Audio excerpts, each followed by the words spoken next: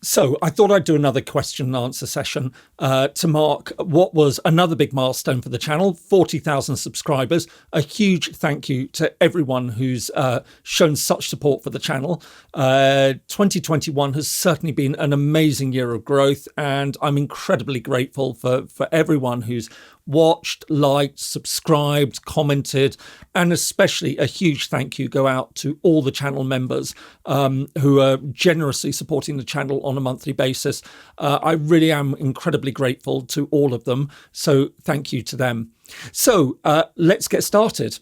So the first question comes from Ravi Shankar. The last century, we've seen communism and capitalism dominating the landscape while monarchy and authoritarian regimes faded or falling off. While no system is ideal, what do you feel about this century? Are there any new kinds of ideologies emerging? Do you see any chances of a new world order in this century? So Ravi, look, an incredibly tough question, I have to say. It's one of those sort of things that you sort of think about, new ideologies emerging, how they could sort of embed themselves. I think the trouble is from wherever you're standing, it's hard to see new ideologies. And I think that we do have a certain sort of complacency. Now, I am of a particular generation. I was coming through university when Francis Fukuyama famously published, his end of history thesis, the argument that liberal democracy had essentially won, that we were moving into an era where it would have an unparalleled, unsurpassed place in the international system, that it was the natural order of things. And of course, that hasn't been the case. 30 years on from when the book was first published, we can actually see that, the world is a lot less certain, and certainly hasn't settled down into a nice sort of liberal democratic order where essentially politics is about managerialism, that I think, was the sense 30 years ago, which sounds really scary sort of putting it that it was 30 years ago. But yeah, I think it's, again, as I've said before, I do tend to take a more optimistic view. And I think in the longer term, the trajectory is probably, I would like to think on a more positive level. In terms of a new world order for this century, I mean, of course, my view is that we're now witnessing what is essentially the end of the post-Cold War era. And we just aren't sure where things are going. So, the post-Cold War era was essentially marked by the Western countries had emerged victorious from the Cold War over the Soviet Union and the communist bloc countries. Again, this idea that, liberal democracy was going to settle down, that this was going to, be the order of things. And I think we have seen a very, very different path that the world has taken. And so where this is going to go now is a very, very important and serious question. And I think there is a certain amount of uncertainty. But again, I like to think that in the longer term, we will see a stable, peaceful system emerge, that, where people have the ability to realize their aspirations. I still think that, people can sort of say, what they like about democracy. But the reality is that I still think that that's, the system we should be aspiring to with respect for human rights, not simply because this is just, a political correct statement, but just simply because it is the right thing to do. That, this is a system that we should want to be in place around the world. This is not, something that I feel that we should be fighting back against, and that, some countries, Russia and China, are the great protectors of an alternative system. No, I have to be honest, I find that very, very troubling. That, I would like to think, and I recognize all its flaws. The Western countries, essentially the model of liberal democracy, is something that, people would want to see flourish and spread around the world. Because as I say, I think, allowing people to have the right to participate in their own societies and make their decisions is the right thing to do. So, in that sense, I see myself as clearly partisan. and again, long-term positive, but certainly where we are now is it's a confusing time, and it's very difficult for any of us, to make sense of it and where exactly it's going, and all sorts of different views on this. But of course, if anyone's got their own views on this, please do drop a comment below. So RG asks, how long do you think the Ethiopian civil war is going to last? It's so difficult to say. And I think, one of the interesting things is this is a conflict that really has had all sorts of twists and turns.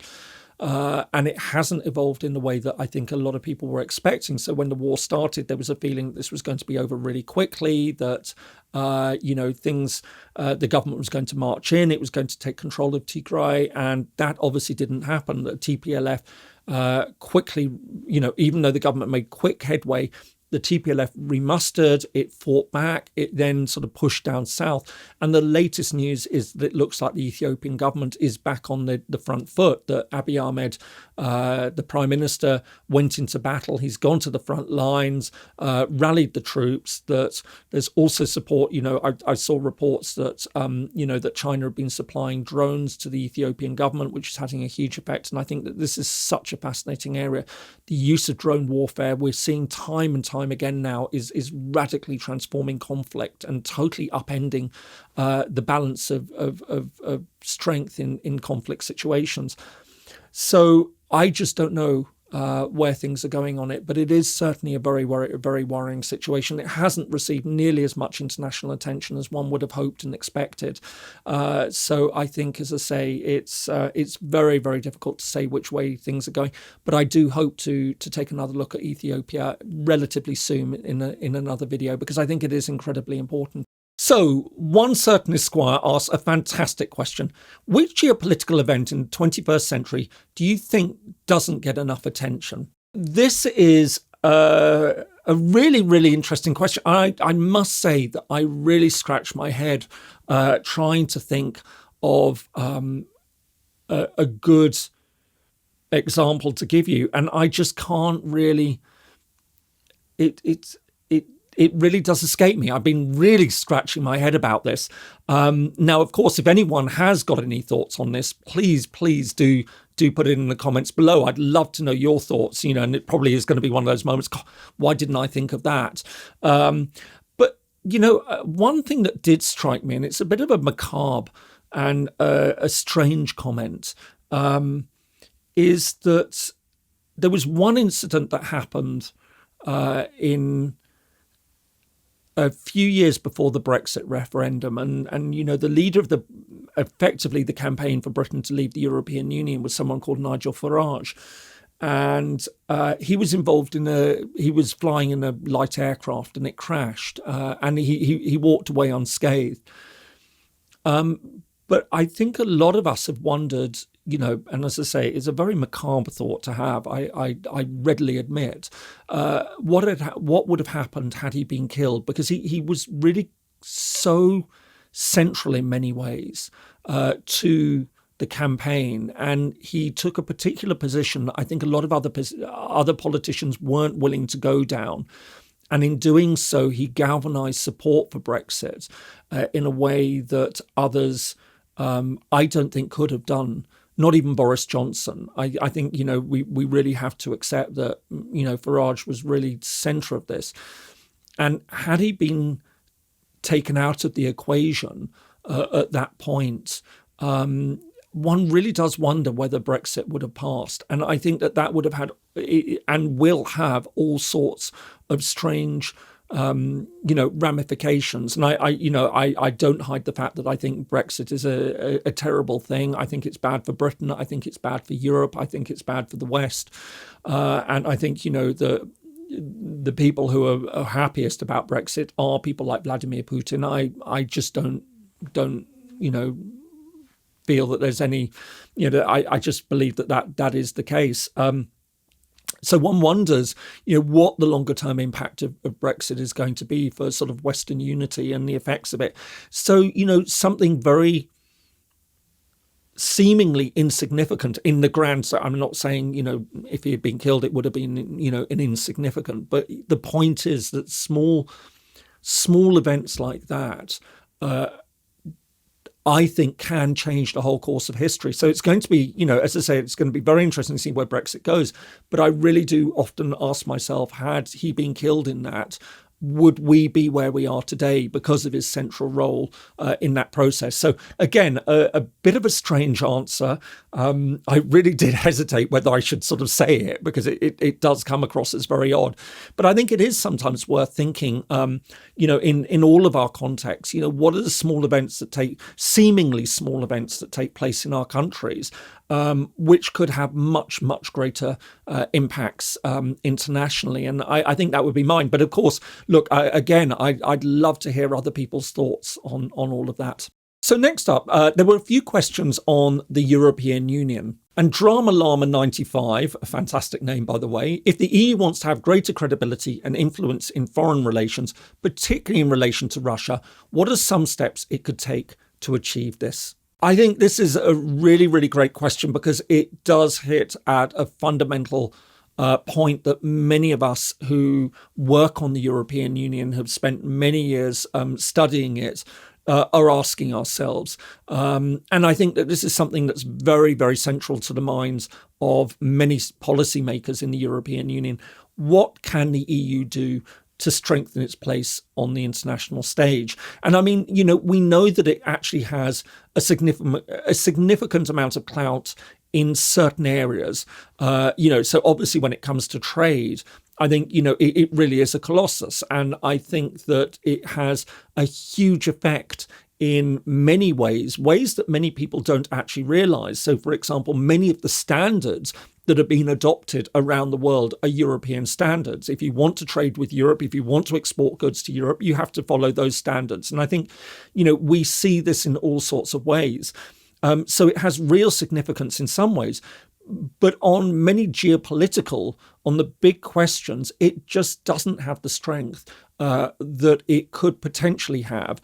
And I think there are all sorts of reasons for that. I mean, of course, we still have the idea that foreign policy remains a sovereign prerogative of the member states. And so the EU can only act when the member states are in complete agreement on what they want to do on an issue. And that obviously offers up significant constraints. But of course, the counter argument would be, if you get rid of that, then you are actually taking a huge step towards creating a federal Europe.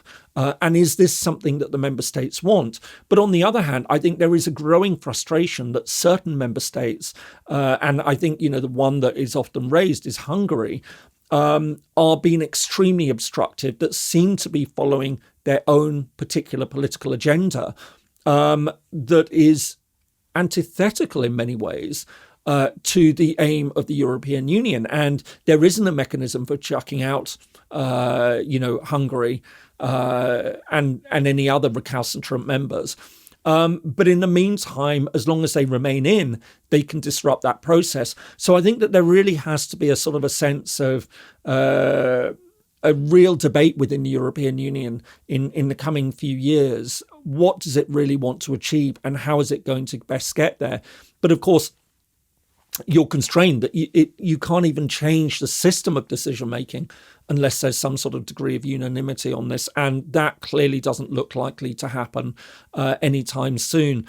So I think the biggest step that Europe can take to have a much greater significance on the international stage is the one that it just doesn't look likely to be able to do, at least for the foreseeable future. So, Nut asks, do you have any advice for students looking to study politics and global issues? What are some good resources, other than your channel, and books that you would recommend? Nut, if I may call you that. Look, I can give you sort of guides for textbooks and things like that, but that's not really, I think, sort of more helpful. My real sense is that it's one of those things where I think it sort of comes from inside you, doesn't it? It's something that you're interested in. And I think I just have a real love of learning about what's going on in the world. I'm fascinated by situations around the world. Although I had a particular regional specialization, I would always be interested in sort of trying to find out what was going on in lots of different places. And I think, to be honest, that was one of the reasons that I started the channel and why I love doing it, because, at the same time as, trying to explain these conflicts and situations, it's giving me a fantastic opportunity to look into more detail into many issues that I'd long been interested in, but hadn't really taken the time or had the opportunity to really delve into. So I think what I would say is that it's really about trying to engage with as many news sources as you can, and I really think it's great to use a variety of sources. So you've got to be careful, and I think we also have to recognise that, especially in the world that we live in today, that there are a lot of unverified sources out there. There's a lot of people who are producing information who you just don't know who they are, what their credentials are. But I think that amongst the more established news sources, it's great to take a great variation and look. So, for example, yes, look, newspaper-wise, very often things like I'll read The Guardian. I've got subscriptions to New York Times, Economist, but also watching things like France 24, Al Jazeera, Deutsche Welle, for example. I think this is absolutely fantastic. This is a real opportunity to get a slightly different perspective on news, and I think that that's incredibly important to do that.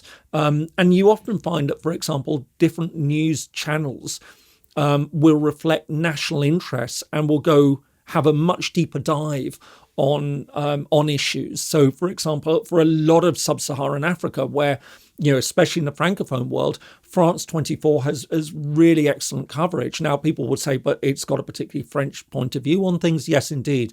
But that can also have value. But as long as you're aware of that and you obviously sort of try and filter that in some ways, I think that would be my recommendation, is to sort of take in broad news sources. Of course, there's all sorts of other great sort of news, sort of current affairs, YouTube channels, podcasts out there. So, for example, I did something recently for the Red Line podcast, which is a fantastic podcast if you're interested in that sort of thing.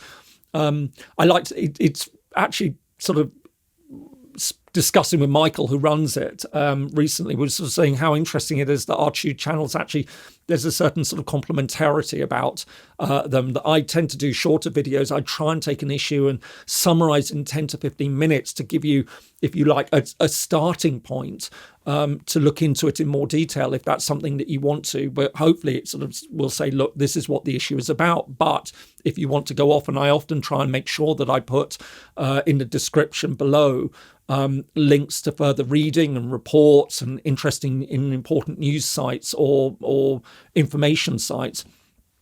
But for example, he'll often get sort of three experts in a field and really do a deep dive, so it's a much longer, it's an hour, sometimes even an hour and a half of looking into it.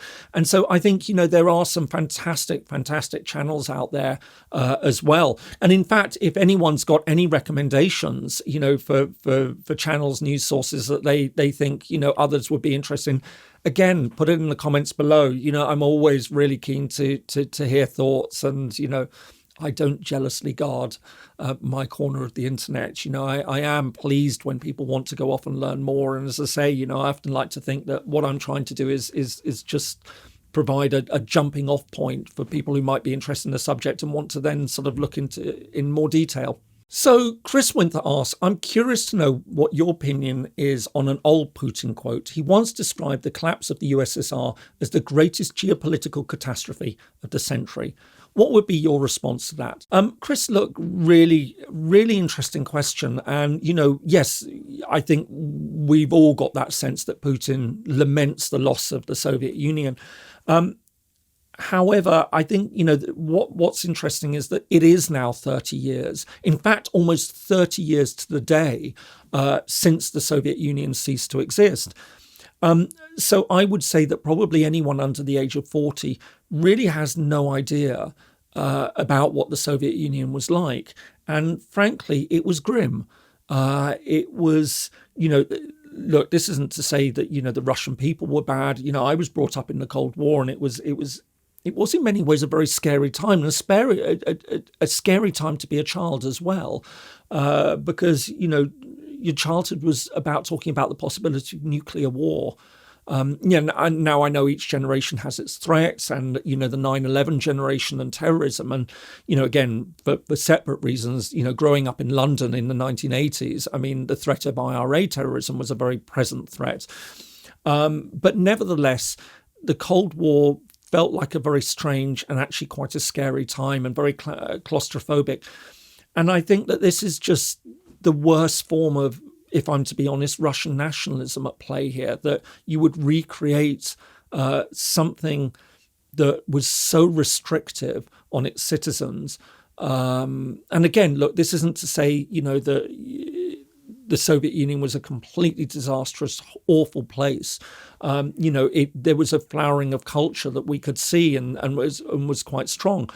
But overall, I think we have to accept that the loss of the Soviet Union was actually for the good. Now, I understand that Russia went through great turmoil afterwards. And, I think there's all sorts of things that we can discuss about mistakes that were made, about how the West engaged with Russia at the end of the Cold War. But do I believe that the collapse of the Soviet Union was a geopolitical catastrophe? Absolutely not. I think, for a lot of countries, it was a very positive, certainly for the Baltic republics. For others, it's given them a chance to find their own place in the world. And again, look, people can sometimes lament it and sort of say, life would have been so much better, but it wasn't. This was a system that was imploding on itself. Things like Chernobyl was a perfect example of what was happening in the Soviet Union. It was a system that was rotten to its core. It was unsustainable. Something needed to change. So I think, this rose-tinted view that Putin is trying to sell the Russian people, I mean, essentially it's a view of an extended empire. And I think that this is something that we do need to be very worried about looking ahead, that, he does take this view on things. But certainly I see no reason to lament the loss of the Soviet Union. So Wesley Newsom asks, could you foresee any US independence movements gaining traction in the next few decades? To me, it seems particularly unlikely given the US's strong precedent against secession. Wesley, I'd agree with you. I can't see any gaining traction in the decades ahead. It's always possible, but there's always talk of California. There's talk of Texas. There's talk of Hawaii, maybe Alaska, New England, or parts of it. All sorts of debates about this, but I just don't get the sense that any are really gaining significant traction. And of course, the US Constitution forbids secession, so it makes it all the more difficult to see how exactly it would happen. Now, I'm not one of these sort of people who takes an absolutist position, say just simply because the Constitution says it can't happen, it won't happen, or it can't happen. You can change constitutions, and one could potentially see an opportunity for that to happen. But there isn't a sense at the moment of the groundswell of support for this that would make it possible. So I'm just not getting a sense. So if you like, of my radar of independence movements around the world that I'm sort of keeping an eye on, I think these ones are very interesting to look at, and I think are worth looking at and discussing. But do I feel that, one of the next 10 members of the United Nations is going to come from a territory that was at one point a state of the United States? No, I don't think so. Maybe I'm wrong. Again, comments below, please. So Uki asks an absolutely brilliant question. Is there any case where a region began to be recognised as a country by other nations despite not actually wanting it? Do you know, I really thought long and hard about this and was trying to come up with some answers. Again, if anyone has any thoughts on this, I'd love to hear them in the comments. There might be some obvious ones I'd missed. I think, what I would say is that there are countries that have emerged reluctantly, that they didn't set out to become countries, but sort of did so by various quirks. So one country that I obviously know extremely well and have worked on a lot is Cyprus. And that became independent from Britain in 1960. But the majority Greek Cypriots, who represented 80% of the population, hadn't set out to gain independence. They were under British rule, but they wanted union with Greece. They wanted to join the Greek state. And for a number of reasons, not least of all the existence of a Turkish community in Cyprus and the threat of conflict between Greece and Turkey, Athens and Ankara decided that the best option for Cyprus would be to become an independent state. So we have seen examples of that where territories have set out for one thing and ended up getting independence despite not actually wanting it. And I think we do tend to think that, most colonial territories actually want independence. But, there are some occasions when that hasn't been the case. I think another really interesting example is Singapore. I'm not going to go into a lot of detail because actually I want to do a video on Singapore and it's been on my to-do list for ages. I've actually got a script sort of sitting tucked away.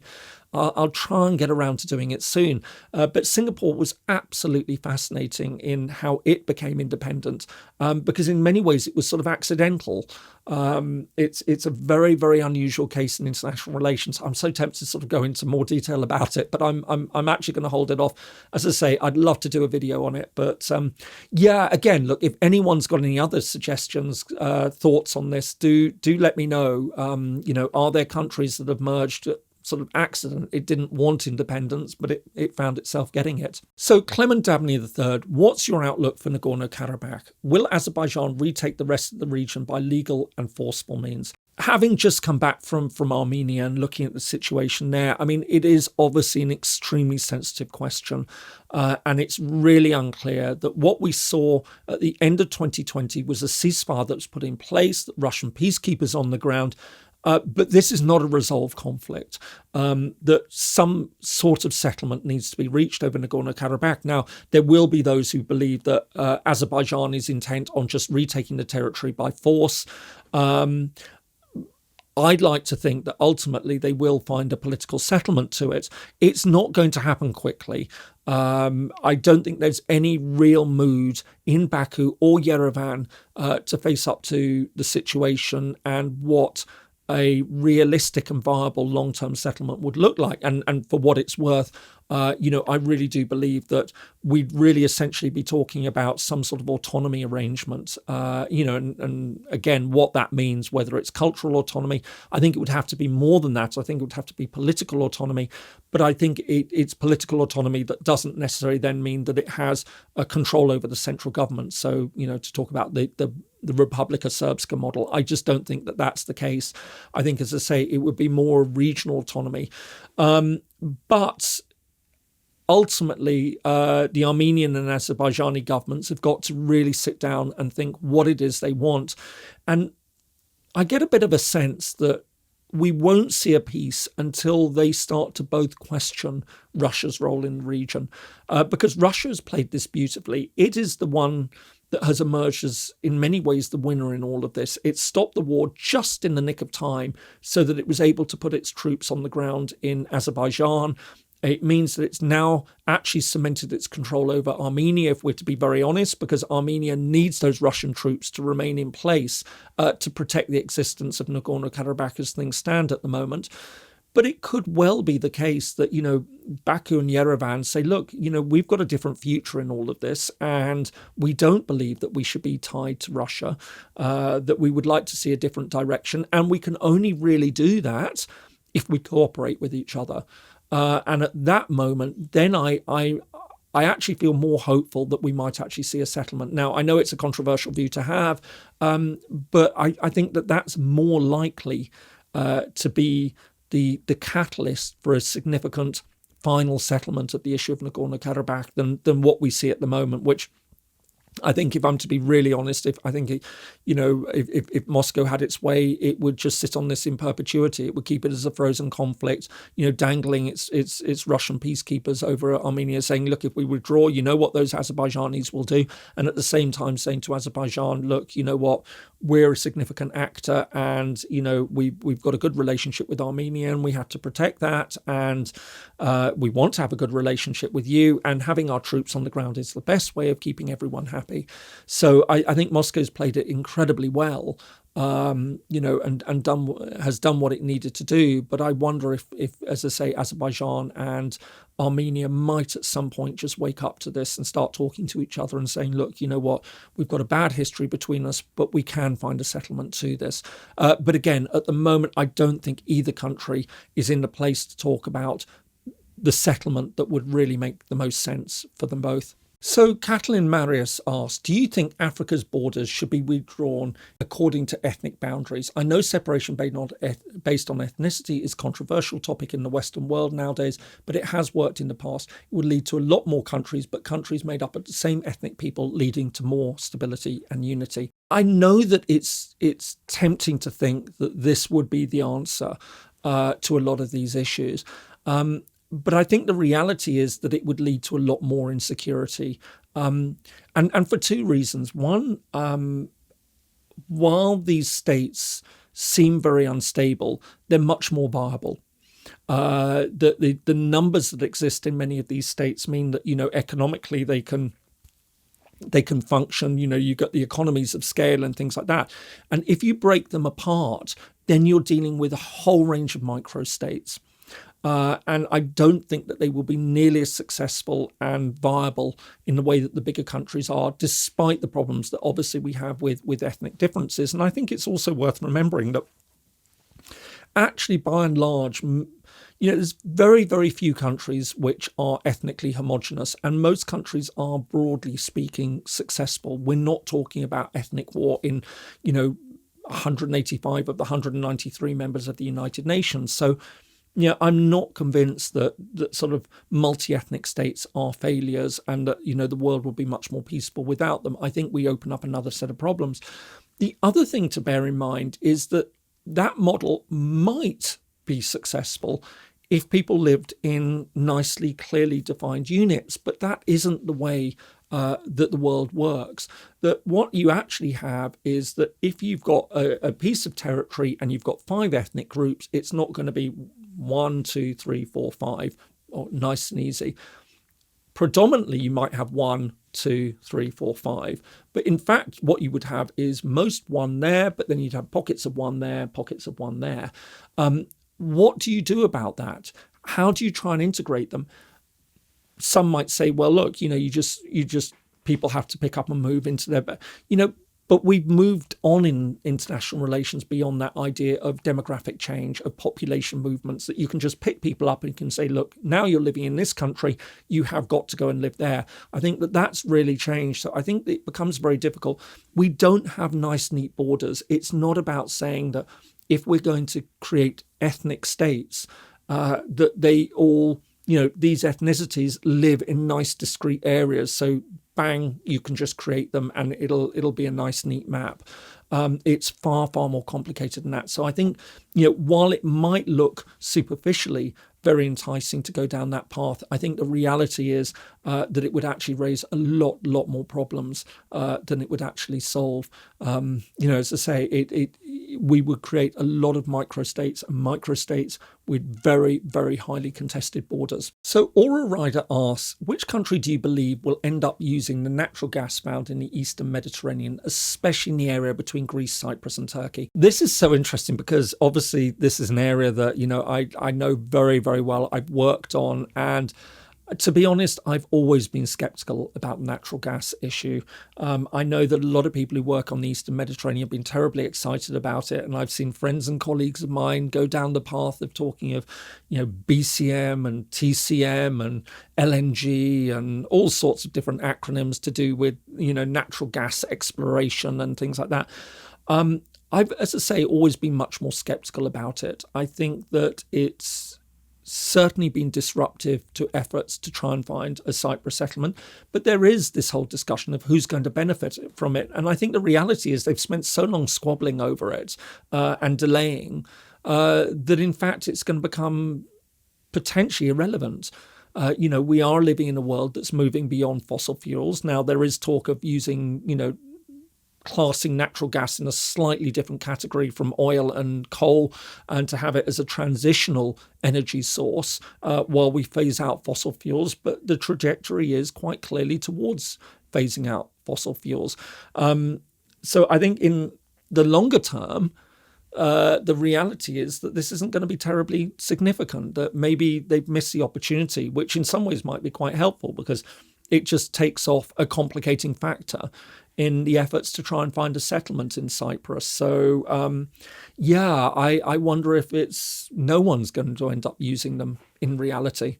So there were a few questions about my background and my interest in international relations. Brian Copps asked, how did you become interested in geopolitics? Brian, I think it was just always one of those things. I think I've mentioned before that I was just really interested in politics from an incredibly young age. A very early memory. I must have been about 8 years old when there was the big general election. No, in fact, actually, I would have been 7 years old when there was a big 1979 general election in Britain, which saw Margaret Thatcher come into power. So I spent many of my formative years living in Thatcher's Britain, and that was a hugely political time, and political debate. I suppose in many ways, like now, it was there was a very polarized society. And I think I was always terribly interested in that. But then, I was also interested in sort of wider international politics. And I think because I'm interested in conflict, especially, that, I often say that it's very interesting when you meet other people who work on conflict. What were the conflicts that really drove them into the direction they took? Why did they become interested in it? And I think for me, growing up in the 1980s, Lebanon was really, I think, the issue that really caught my attention. It was a very big issue for all sorts of reasons. This was a successful country that had collapsed, but there were also the question of the hostages that were taken. And I remember this was such an important news issue in Britain. It was often being reported. That I remember being really, really fascinated by it. And I often, as I say, most people I meet who are interested in conflict, there is usually one defining conflict which has shaped them. And very often that's a product of a particular generation. So, for example, those in the 1990s will often say they became interested because of what happened in Yugoslavia. But again, for me, in the 1980s, I think it was Lebanon. So I had a real interest in politics. But I think that was what drove my interest in sort of wider international politics, which of course then became a little bit more focused. I just undershot, if you like, Lebanon, and eventually fell onto Cyprus and the Eastern Mediterranean, sort of looking at Greece, Turkey, Cyprus, rather than the Eastern Mediterranean, looking at the sort of the Middle East. But yeah, I think that was probably where I'd say my interest really emerged. Unfortunately, I think that's probably about it for this video, but I'm hoping to return next week and cover some more of your questions and answers, and then the week after that, return to normal videos. But in the meantime, thanks so much for watching, and see you in the next video.